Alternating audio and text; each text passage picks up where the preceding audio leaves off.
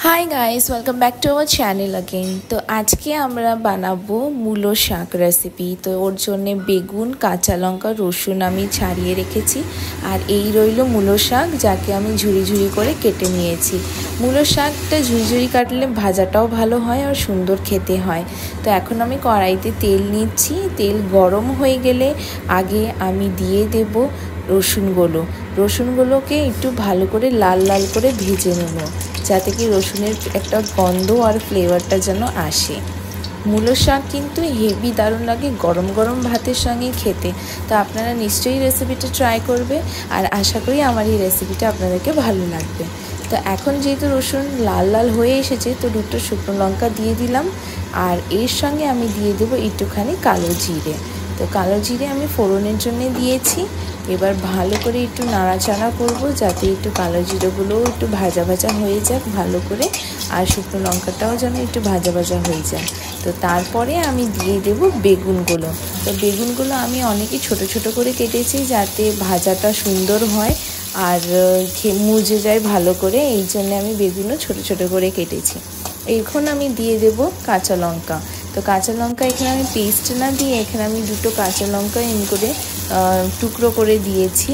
তো একেও আমি ভালো করে ভাজা ভাজা করব, ঠিক আছে, যাতে একটু লালচে লালচে ভাবটা এসে যায় বেগুনের মধ্যে। তারপরে আমরা দিয়ে দেব আমাদের শাকগুলোকে।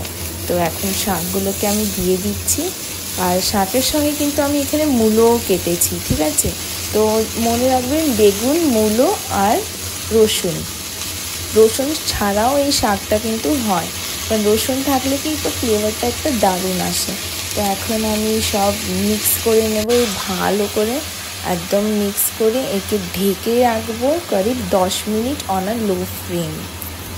এবার আমি দিয়ে দেবো একটু নুন আর একটু হলুদ। এর মধ্যে কোনো মশলা দেওয়া হয় না, শুধু নুন আর হলুদ দিতে হয়। সো নুন হলুদ দিয়ে ভালো করে নাড়াচাড়া করে আমি একে 10 মিনিট অবধি রেখে দেবো লো ফ্লেমে ঢেকে।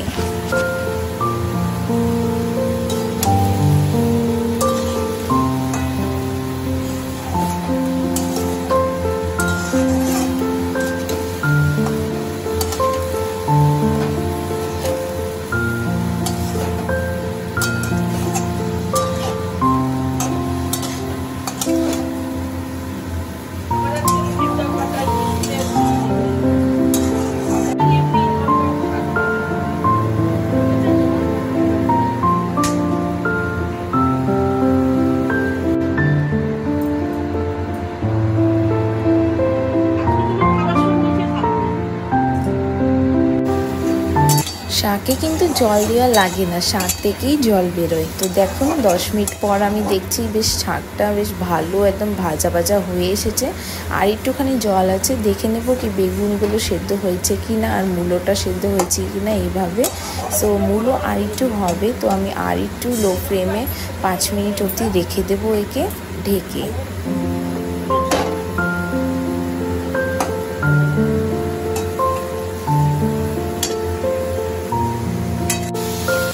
আফটার 5 মিনিটস দেখছি বেশ ভালো হয়ে এসেছে। এখন আমি মূলোগুলোকেও একটু ভেঙে ভেঙে দেবো এরকম করে, আর বেগুনগুলোকেও একটু ভালো করে মিক্স করে দেবো এরকম ভেঙে ভেঙে। শাকটা বেশ হয়ে এসেছে আর একটা সুন্দর গন্ধ বেরিয়েছে। গরম গরম ভাতের সঙ্গে খেয়ে দেখবেন হেভি লাগবে। তো আশা করি আমার এই রেসিপিটা আপনাদেরকে ভালো লেগেছে। ভিডিও যদি ভালো লাগলে তাহলে ভিডিওকে লাইক করবে, সাবস্ক্রাইব করতে ভুলবেন না। আবার দেখা হবে একটা নতুন ভিডিওর সঙ্গে।